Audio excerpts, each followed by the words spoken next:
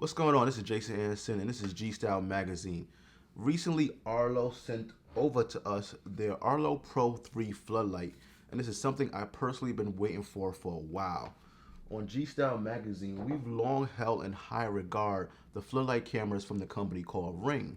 But really, if you wanted an outdoor camera with a floodlight, Ring was kind of the only one that stood alone in the space. So while there are many good outdoor cameras from Nest, Arlo, Eufy, and more, if you wanted that kind of direct floodlight replacement, Ring was the kind of the only way to go. So when Arlo sent us the Pro 3 floodlight, we were super excited to check it out. But when you compare this to the Ring floodlight, which direction should you go? Well, today we throw these two in the ring and we see which one ultimately comes out on top.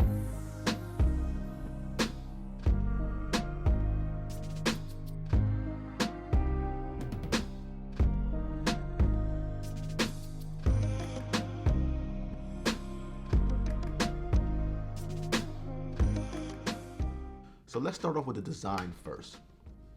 The Ring floodlight has more of that true traditional floodlight replacement look. So if you're looking for a more direct one-to-one replacement, this one fits the bill, whereas the Arlo Pro 3 would be your more modern, futuristic one of the two with that unibody look to it.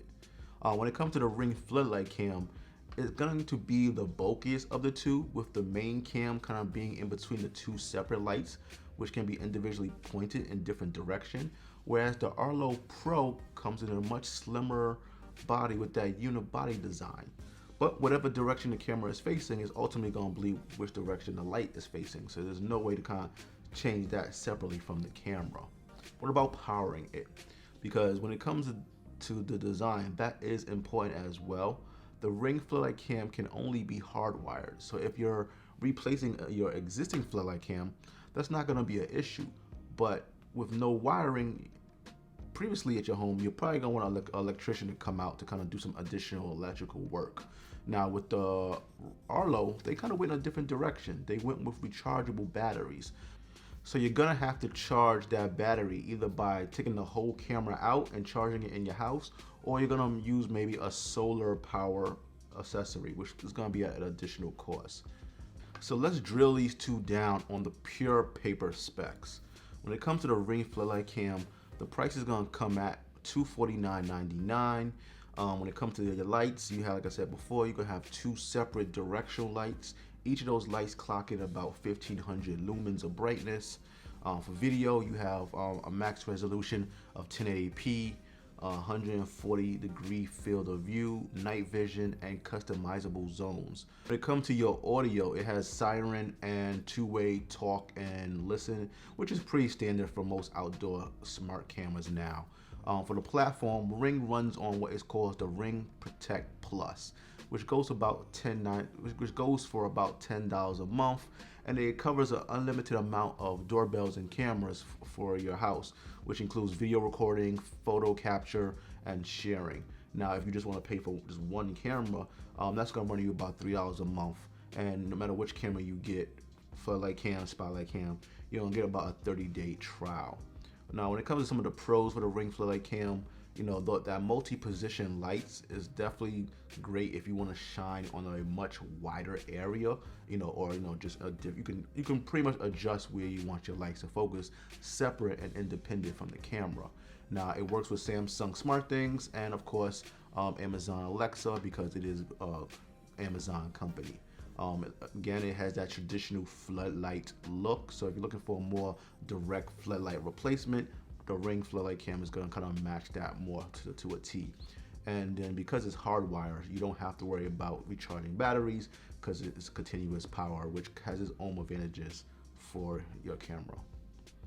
But it's not all good with the Ring. It does have a few cons, one being the fact that since Amazon bought the company, I kind of saw the writing on the wall. So the best support is going to be with Amazon Alexa units.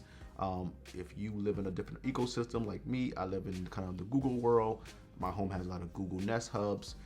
You're not going to be able to get that live stream from your Google Nest hub. Now, if you have a bunch of Amazon products, you'll have that, but you're not going to get that support from Google Nest Hub. And so far as what I've seen, I haven't really seen any mention of Apple HomeKit support as well. Now, because it is also a hardwired camera, this is going to limit where you can place it in your home. You're only going to be able to put it where you already have existing wiring, or potentially where you're going to want to call out an electrician to come and put some additional wiring at additional cost so you can place these cameras from work. All right, let's talk about the specs of the Arlo Pro 3 floodlight. Matching the Ring floodlight cam, it is going to come at the same $249.99 in price. When it comes to lights, it does have that unibody design, so it has lights on opposite sides of the camera. You're not going to be able to change the direction for it, so wherever the camera faces, where the light is going to face. For the video, it does kind of beat the Ring, so it can do 720p, 1080p, and it also can do 2K, which is good. It has a greater degree of field of view coming in at 160, and it also has night vision and customizable zones. Audio, it does have siren and two-way talk and listen as well. And for their platform, Arlo has what's called Arlo Smart, and it has two tiers, both Premier and Elite. For the Premier, it's going to be $9.99 for 2K resolution and up to 5 cameras. Or if you want to go higher, you can spend $14.99 for 4K resolution and up to 5 cameras. And this both will get you about 30 days of video history. Now, when it comes to the pros for the Arlo Pro 3 camera, it definitely beats Ring with the brighter light. It's going to have between 2,000 and 3,000 lumens in that unibody display. Another pro, and one I love personally, is that it pretty much works with everything.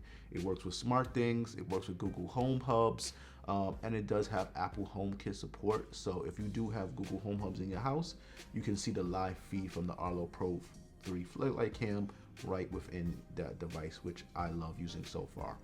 And because it's not hardwired, it's going to open up the door of where you can place it, because you can literally just install it wherever you need to do, and the battery, you're just recharging the batteries.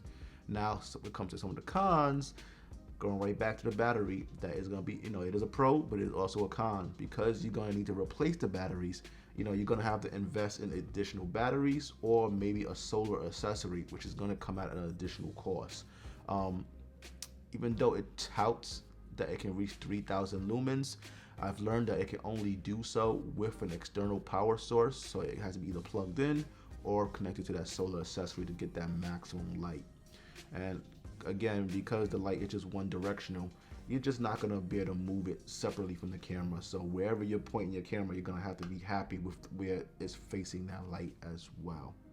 So before we talk about the experiences I've had with both of these devices, if you're liking this video so far, be sure to like and subscribe and click the bell so that way you can be notified when we post future videos.